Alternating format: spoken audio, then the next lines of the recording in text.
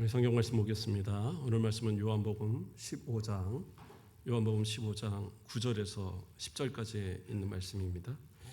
요한복음 15장 9절에서 10절,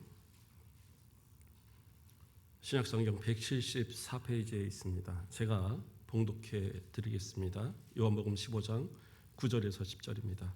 아버지께서 나를 사랑하신 것 같이 나도 너희를 사랑하였으니 나의 사랑 안에 거하라.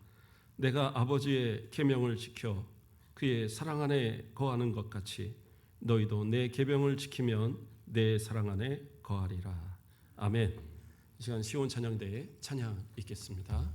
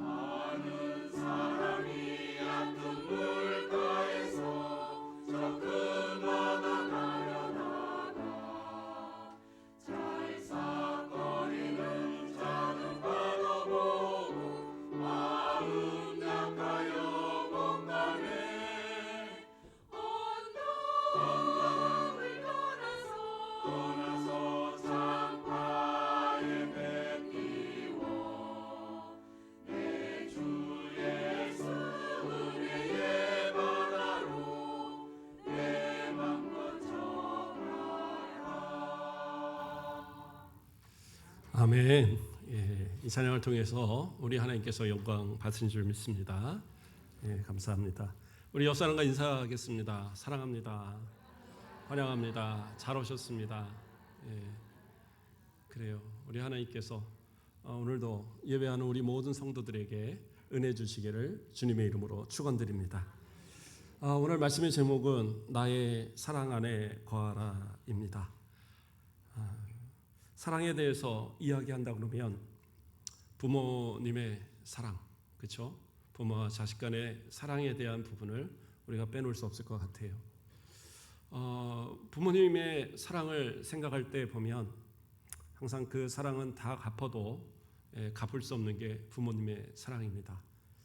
그런데 좀 불편한 이야기를 좀 해보면 자식이 여럿 있다 보면 어떤 자식은 왜 아버지, 어머니는 왜 편애해서 나를 사랑하지 않느냐, 또는 왜 자라는 동안에 나는 이렇게 무슨 주워온 자식처럼 대했느냐, 이러면서 따지는 자식들이 가끔 있게 돼요.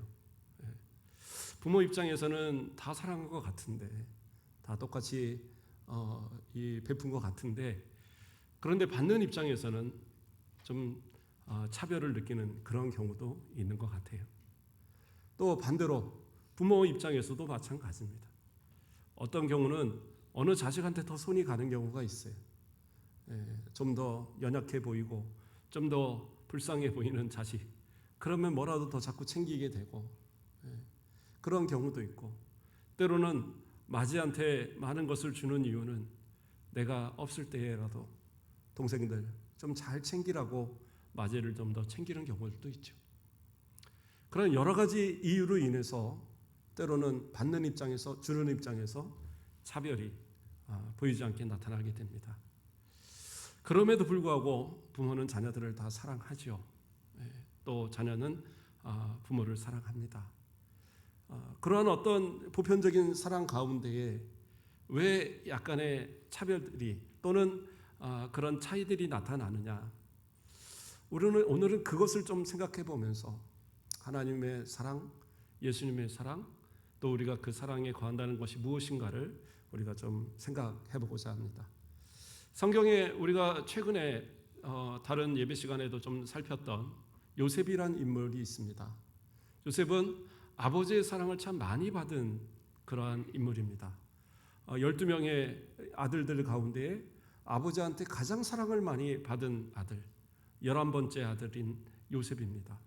요셉이 왜 그렇게 아버지 앞에 사랑을 받을 수 있었는가? 이 부분을 한번 먼저 좀 살펴보겠습니다.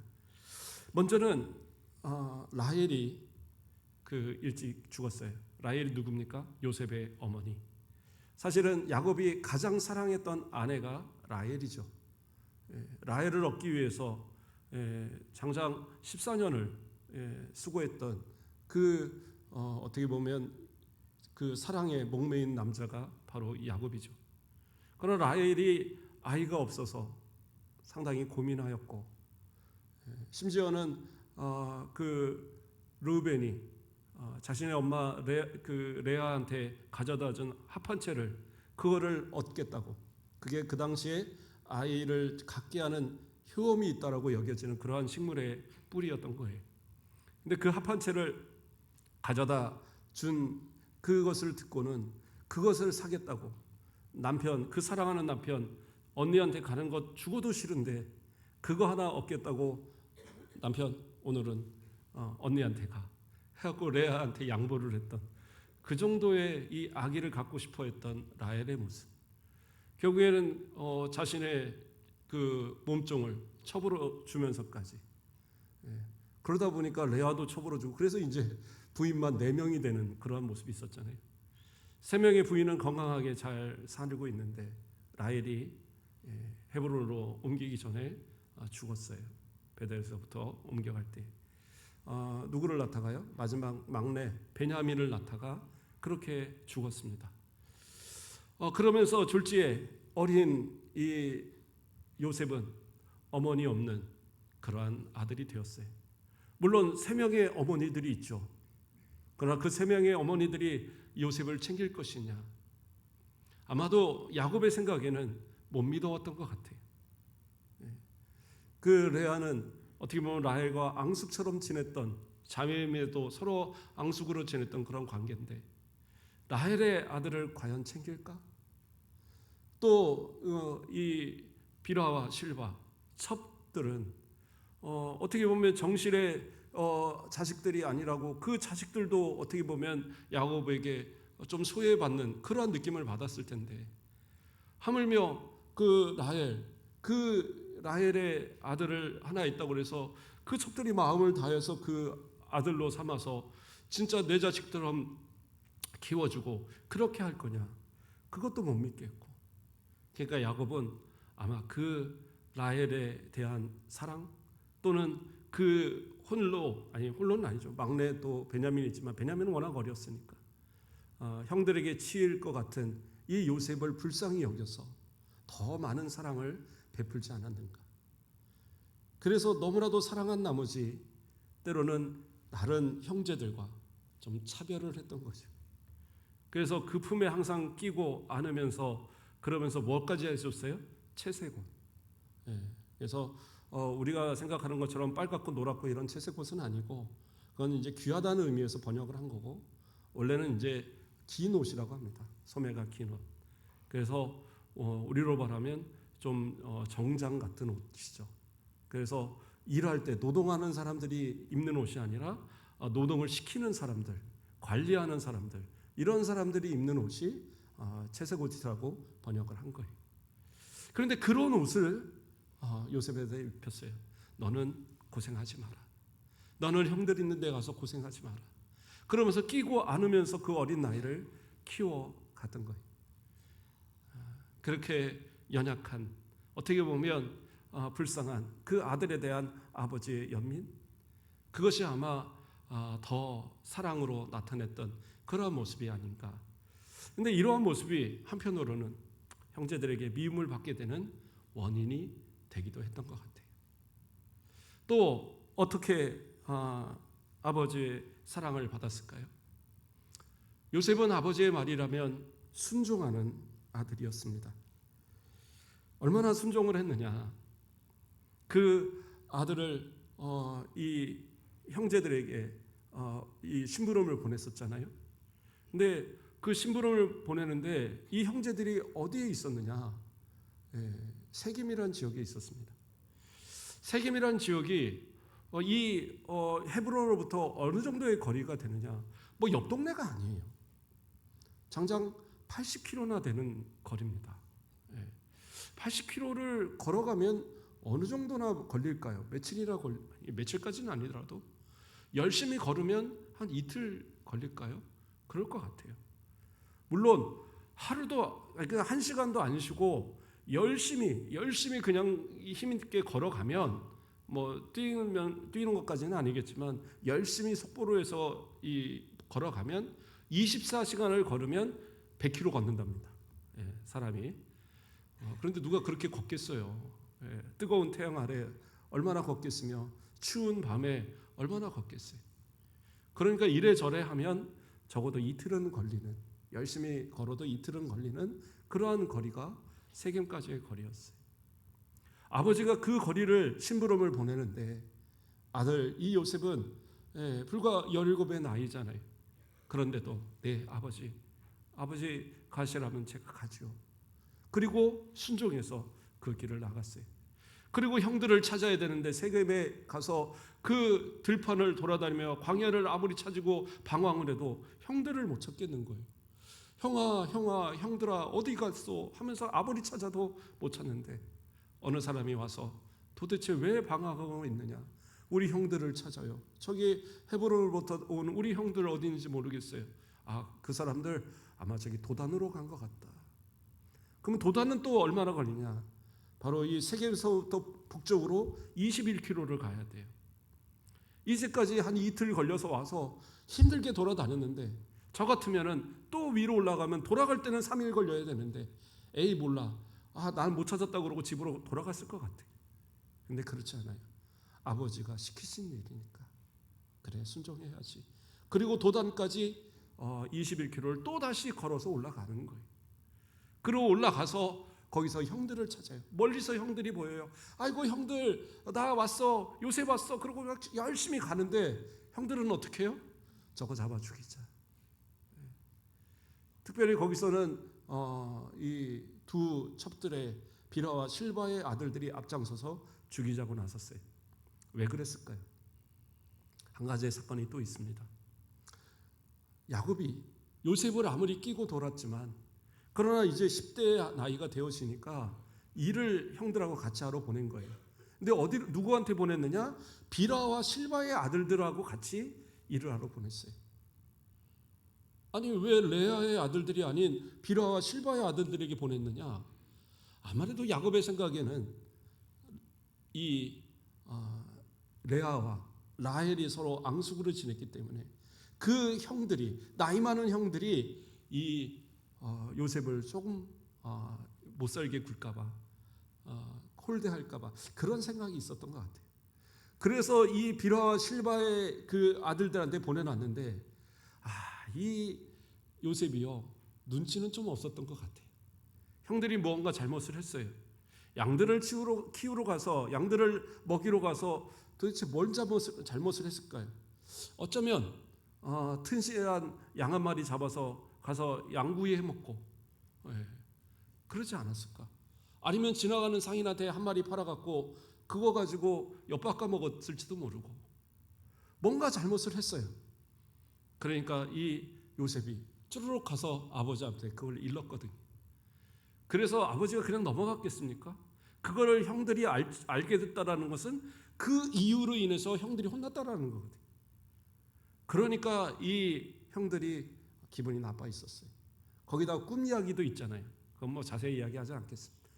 꿈에 대한 이야기, 이런 여러 가지 이야기들이 있으면서 비로와 실바의 아들들이 아주 이 요셉에 대해서 정말 마음에 도끼를 품고 있었던 거예요.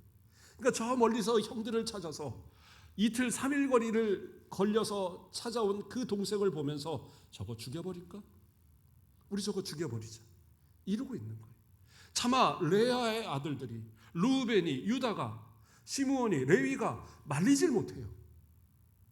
그러니까 루벤이 나서서 뭐라고 그랬어요? 우리 죽이지 말고 저 물 없는 웅덩이에다가 가둬만 두자. 우리가 굳이 피를 흘릴 필요가 뭐 있느냐. 그리고 뭐예요? 나중에 몰래 꺼내주려고. 너 빨리 아버지한테 돌아가 하려고. 그리고 잠깐 어디 돌아온 사이에 이 눈치 없는 또 유다가 우리 이 동생을 죽이면 뭐 하느냐. 죽이지 말고 팔아버리자. 그래갖고 이 또 노예로 팔려가게 됐죠. 그 아버지가 이 아들을 형들한테 보내면서 그 입혔던 채색 옷이 돌아올 때 찍혀서 짐승의 밥이 되었다고 피가 묻어서 돌아오는 이것을 봤을 때 아버지는 얼마나 마음이 아팠을까요? 내가 저 아들을 왜 보냈을까? 그 며칠이 걸리는 거리를 들에서 들짐승이 또 어느 그 사이에서 도적대가 나올지 모르는 그러한 위험한 길을 아이고 내가 이 아들을 왜 홀로 보냈을까? 그러면서 후회하는 아버지의 모습이 아니었을까? 옛날에는 자녀들도 참 많았잖아요. 그러다 보니까 먼저 가는 자식들이 심심치 않게 있었던 것 같아요. 그래서 때로는 그러한 자녀들에게 대한 후회, 내가 그날 왜 그 아이를 홀로 두었을까? 내가 왜 그날 그 아이를 심부름을 보냈을까? 왜 그날 놀러 가는 걸 허락을 했을까? 뭐 이러한 여러 가지 후회들이 남아 있을 텐데 더군다나 그 사랑하는 아들을 잃은 야곱은 아마 가슴에 피멍이 들었을 것 같아요. 왜 보냈을까? 그러면서 어쨌든 그렇게까지 사랑을 했던, 그리고 요셉은 그렇게 순종했던 아들의 모습이었어요. 또 왜 이 요셉은 야곱에게 사랑을 받았을까? 야곱은요 상당히 나이가 많았었습니다. 그래서 그 아버지와의 어떻게 보면 세대 차이도 났을 텐데, 물론 야곱이 요셉을 많이 사랑했기 때문이겠지만 요셉도 아버지를 사랑해서 항상 대화하기를 좋아했던 겁니다. 창세기 37장 11절 말씀을 보면 그 형들은 시기하되 그 아버지는 그 말을 간직해 두었더라. 꿈에 대한 이야기를 했을 때에 두 번째 꿈, 해와 달과 별들이 나에게 절하더이다. 이거로 인해서 형들이 막 화를 내니까 그 형들 앞에서는 요셉을 혼냈어요. 그러나 어떻게 해요? 그 말을 마음에 두었어요. 간직했어요. 왜 그랬느냐? 항상 이 아들이 아버지에게 말할 때 말이 틀린 적이 없었고 함부로 말하는 자식이 아니고, 그리고 언제나 사랑으로 품었던 그 아들이기 때문에 그 말 한마디 한마디에 대해서 귀담아 들었던 거예요. 우리 부모들도요 그렇지 않으십니까? 자녀들이 어려서부터 하는 말들 그렇게 흘리지 않으시잖아요. 이 아이가 꿈을 꿔요. 나는 나중에 뭐가 될 거예요. 그러면 아이고 네가 뭘 되긴 하겠느냐, 말로는 그러면서 돌아다니면서 우리 아들은 장군 된다네, 우리 아들은 대통령 된다네, 우리 아들은 의사 된다네, 아이고 우리 집에 병 고칠 일만 남았네, 뭐 이러면서 자랑하고 다녀요. 그게 아버지의 모습이고 어머니의 모습 아니겠어요? 우리 자식은 성적표를 맨날 양가 받아오는데 꿈은 커갖고 뭐 되겠다 그러면 또 그것을 또 좋아하는 부모의 모습, 그게 아버지의 모습, 어머니의 모습 아닐까요? 요셉의 그 말들을 아버지는 항상 마음에 간직하고, 그래 너는 그러한 사람 될 거야, 하나님 앞에 기도할 때마다 요셉은 그러한 사람, 별도 또 해도 달도 절할 만한 위대한 사람 되게 해달라고 기도하지 않았겠어요? 그 기도가 결국에는 요셉을 또 하나님께서 주시는 복 가운데 애굽의 총리를 만드는 한 몫을 했을 거라 저는 생각합니다. 저도 돌아보면 어머니의 많은 사랑을 받고 자랐던 것 같아요. 우리 어른들도 다 마찬가지겠지만 저희 어머니도 참 일찍 시집을 오셨더라고요. 예, 저를 결혼하고 바로 나와서 하셨는데 그 나이가 20밖에 안 되셨더라고요. 그리고 나서 제가 설교를 준비하면서 계산을 해보니까 내가 초등학교를 졸업했을 때도 아직 20대시더라고요. 내가 고등학교를 졸업할 때도 아직 30대셨고, 내가 첫 아이를 낳아서 할머니를 만들어 드린 때도 불과 50 언저리밖에 안 된 그러한 나이셨던 것 같아요. 더 한 것은 아버지가 돌아가셨을 때가 50대 제 나이 정도이셨는데 이제 70이 넘는 나이가 되셨더라고요.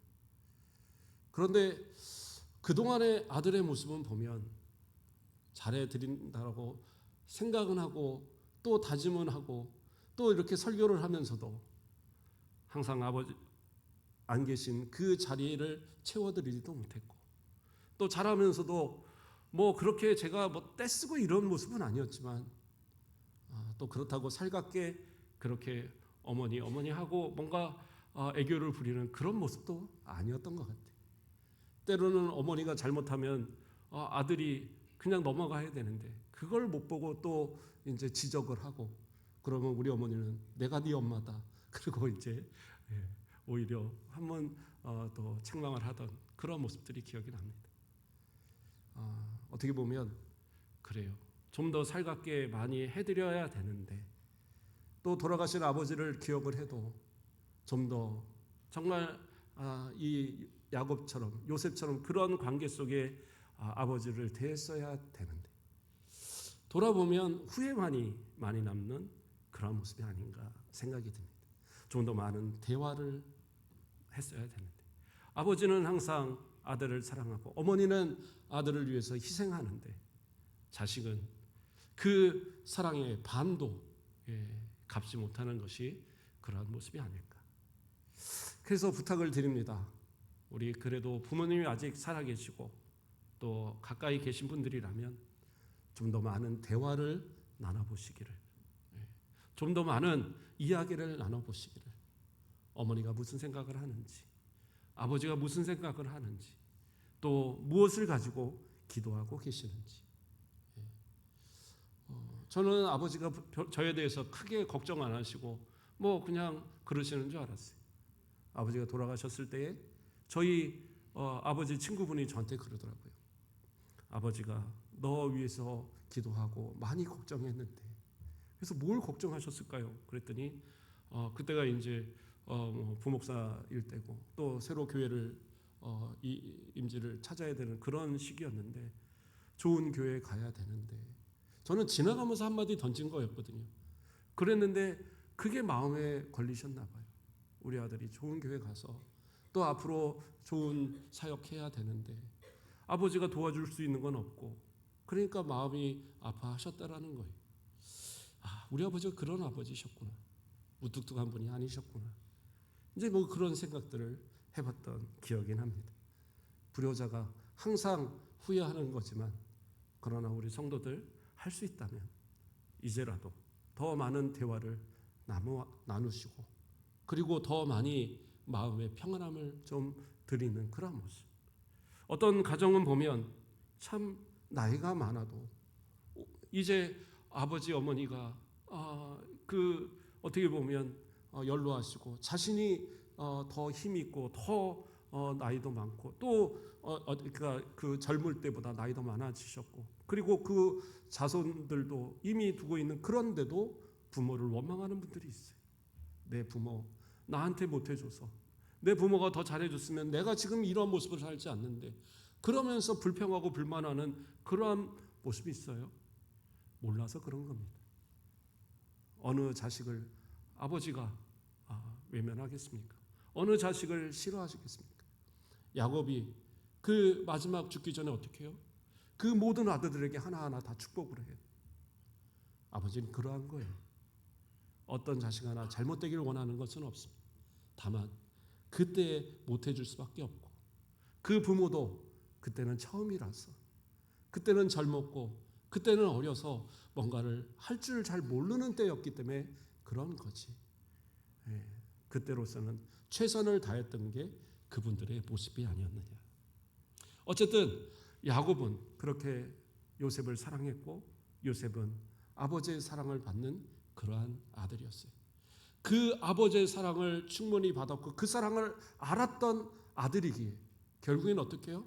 자기를 팔았던 형들을 용서하고, 자기를 죽이려 했던 그 형들을 용서하고, 그리고 그들의 후손들을 애굽에서 정말 그 가뭄의 때를 피해서 평안하게 살 수 있도록 그 모든 것을 제공했던 것이 요셉의 모습이었어요. 왜요? 아버지의 사랑을 알기, 또 그 사랑 안에 거했기에 그 사랑으로 또 사랑을 베풀 수 있는 것이 요셉의 모습이었던 겁니다. 어떻게 보면 예수님도 그러한 모습으로 지금 이야기하고 계신 거예요. 예수님은 하나님 앞에 어떠한 아들이셨습니까? 예수님도 하나님 앞에 독생자셨습니다. 한 아들이셨어요. 물론 우리도 하나님의 자녀들이지만 우리는 뭐예요? 양자들이에요. 그러나 예수 그리스도는 독생자, 유일하신 외아들이세요. 그 아들을 얼마나 사랑하시겠어요? 그럼에도 불구하고 그 아들을 우리를 위해서 내어주신 분이 우리 하나님이시다라는 거예요. 성부 하나님은 그렇게 세상 누구보다도 귀한, 세상 어떤 것과도 바꿀 수 없는, 왜요? 이건 그냥 하나님의 피조물이잖아요. 그런데 그 피조물을 위해서, 우리를 위해서 예수님 자신의 아들을 내어주시는 그 사랑, 그 사랑을 또한 아는 예수님이다 보니까 어떻게 해요? 아버지가 그토록 사랑하신 이 사람들을 위해서 자신을 또 내어줄 수 있는 그러한 모습이 바로 예수님의 모습 아니겠어요? 그래서 요한복음 3장 16절 말씀을 보면 하나님이 세상을 이처럼 사랑하사 독생자를 주셨으니 이는 그를 믿는 자마다 멸망하지 않고 영생을 얻게 하려 하심이라. 그 사랑하는, 그 아낌없이 사랑하는 독생자를 주신 아버지의 사랑, 그 아버지의 사랑을 알기 때문에 또 아들은 어떻게 해요? 그것에 순종하셔서 자신을 내어주는 사랑으로 보여주신 겁니다. 빌립보서 2장 6절 말씀을 보면 그는 근본 하나님의 본체시나 하나님과 동등됨을 취할 것으로 여기지 아니하시고. 이게 무슨 말이에요? 하나님의 본체, 삼위일체 하나님이시란 의미지만 또 다른 의미로는 뭐예요? 하나님의 마음을 누구보다도 아는 아들이 예수님이시다라는 거예요.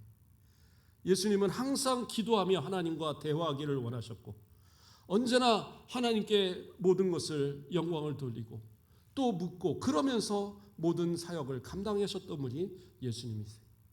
심지어는 마지막 십자가를 지기 전에 뭐라고 얘기하셔요? 마태복음 26장 39절에 조금 나아가사 얼굴을 땅에 대시고 엎드려 기도하여 이르시되 내 아버지여 만일 할만하시거든 이 잔을 내게서 지나가게 하옵소서. 그러나 나의 원대로 마시옵고 아버지의 원대로 하옵소서 하시고. 뭐예요? 나의 원대로 마시옵고 아버지의 원대로 하옵소서. 아버지의 뜻이 무엇인지를 알아요. 이 땅에, 이 세상에 이 사람들을, 하나님께서 택하신 자들을 얼마나 사랑하시는지를 알아요. 그러니까 이 인간들을, 죄 많은 인간들을, 예수님을 죽이겠다고 저 소리치는 그 사람들을 위해서 이 십자가를 지어야 되는 이것이 아버지의 뜻이라는 것을 알기 때문에 그 아버지의 사랑을 하는 이 아들 되신 예수 그리스도는 어떻게 해요? 자신을 내어주면서까지 그 사랑을 그대로 표현하고 있는 거예요. 이것은 어떻게 해요? 아버지의 사랑을 알기 때문에, 아버지의 뜻을 알기 때문에 그 아들은 그 사랑을 또 실천할 수 있는 거라는 거죠. 예수님은 또 어떠한 분이십니까?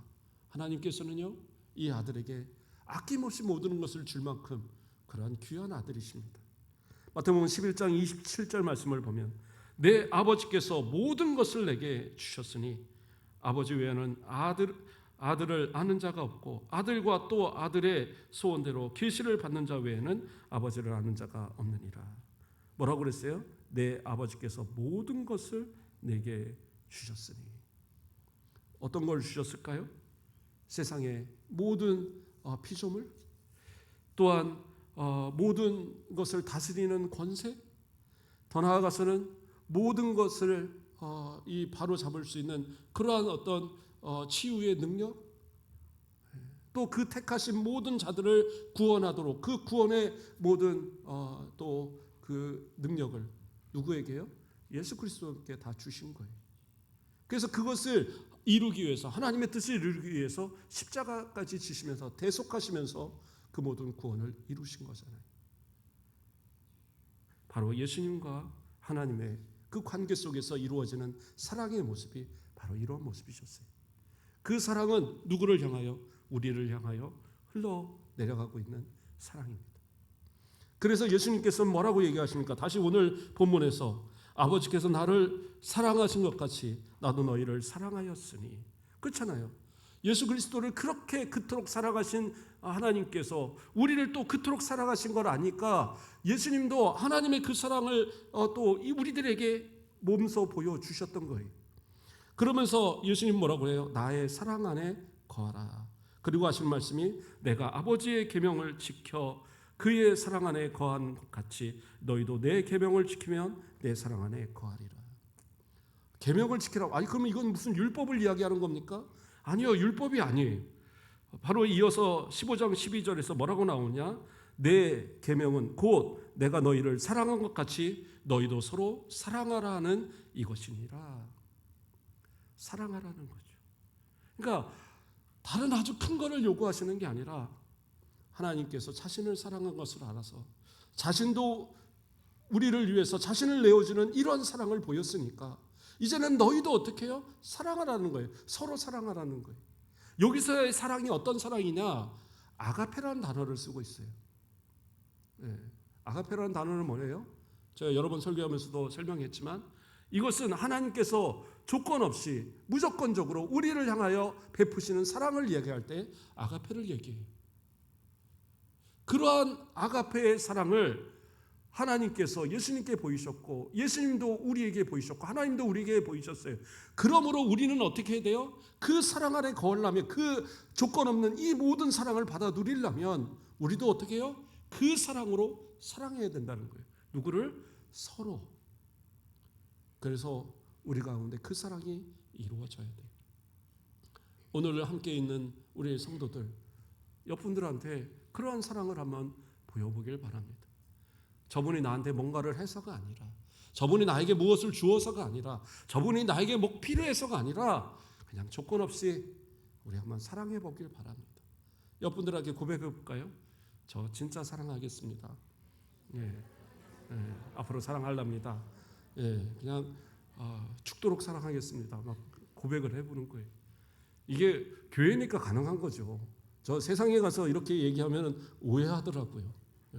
그래서 어떤 분이 열심히 전도를 해갖고 사랑합니다 막 그랬더니 이분이 진짜 자기를 세상에 사랑처럼 사랑하는 줄 알고 막 스토커가 돼갖고 집에를 쫓아가고 막 난리가 났었잖아요. 예. 예. 그러니까 이게 조심은 해야 되는데 그래도 사랑하는 것은 이것은 하나님이 우리를 사랑하신 것이고 예수님이 우리를 사랑하신 거니까 이 사랑을 받고 그 사랑 안에 거하기를 소망한다면 우리는 어떻게 해요? 그 사랑을 실천해야 되는 거예요.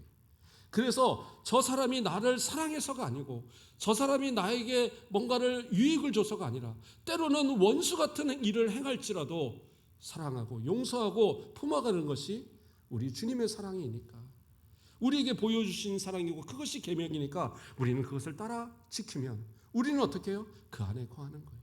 예수님은 무조건 우리가 그 사랑 안에 거하기를 원하세요. 그 안에서 충만하게 그 사랑을 누리기를 원하세요. 예수님의 사랑을, 이 좋은 사랑을, 이 하나님의 좋은 사랑을 마음껏 누리기를 원하신다라는 거예요. 마치 부모 사랑 이해를 못하고 우리 부모는 왜 나를 차별해? 그리고 맨날 그 어떻게 보면 노인이 돼서까지도 부모 원망하는 이런 잘못된 자식이 아니라 진짜 부모의 마음을 알아서 때로는 내게 좋은 것을 못 먹여도, 때로는 좋은 것을 못 입혀도 내 부모의 사랑을 알아서 그 사랑으로 인해서 마음이 따뜻하게 살아가는 그러한 모습이 나중에 좋은 모습이 되지 않겠어요? 마찬가지입니다. 하나님의 사랑을 항상 마음에 품으시고 예수 그리스도의 사랑을 항상 마음에 품으시고 그리고 그 사랑 안에서 우리는 누려가며 또 많은 사람을 향하여 그 사랑을 나눠줄 수 있는 진짜 사랑의 사람, 사랑의 그리스도인들 되어지는 저와 여러분 되시길 주님의 이름으로 축원드립니다. 우리 찬양 사랑합니다 나 예수님 찬양 드리도록 하겠습니다. 기도하는 마음으로 또 우리 예수님께 고백하는 마음으로 이 찬양하면 드려보길 바랍니다.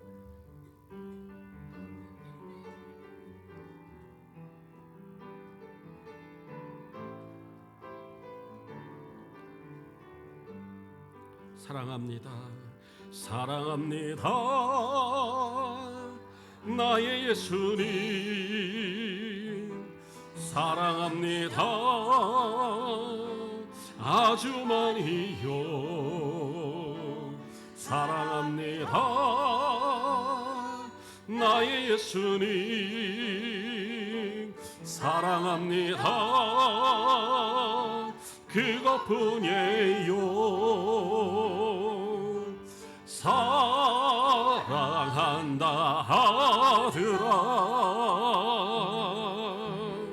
내가 너를 잘 아노라 사랑한다 하더라 내게 축복 더하노라 사랑합니다 사랑합니다 나의 예수님 사랑합니다 아주 많이요 사랑합니다 나의 예수님 사랑합니다 그것뿐이에요 사랑한다 하더라 내가 너를 잘 아노라 사랑한다 내 딸아 내게 축복 더하노라 기도하겠습니다. 사랑의 하나님 감사를 드립니다. 우리를 얼마나 사랑하시는지 우리를 위하여 하나뿐인 독생자 예수 그리스도를 이 땅에 보내시고 우리를 위하여 모든 피와 물을 다 쏟으시며 십자가까지 지게 하셨음을 감사드립니다. 우리는 연약하여 아직도 죄 가운데 살아가는 모습이고 사랑하지 못하고 미워하고 시기하고 질투하는 모습이 더 많은 우리의 모습인데 예수 그리스도께서는 여전히 우리를 포기하지 않으시고 나의 사랑 안에 거하라고 나의 계명을 지키라고 서로 사랑하라고 간곡하게 부탁하시는 그 말씀을 오늘도 마음에 새깁니다. 사랑하게 하시고 용서하게 하시고 그리스도 안에서 그 사랑을 나누고 베풀며 살아가는 또 그 사랑 안에 거하며 살아가는 우리가 되어지도록 축복하여 주시옵소서. 감사합니다. 예수 그리스도의 이름으로 기도드립니다. 아멘.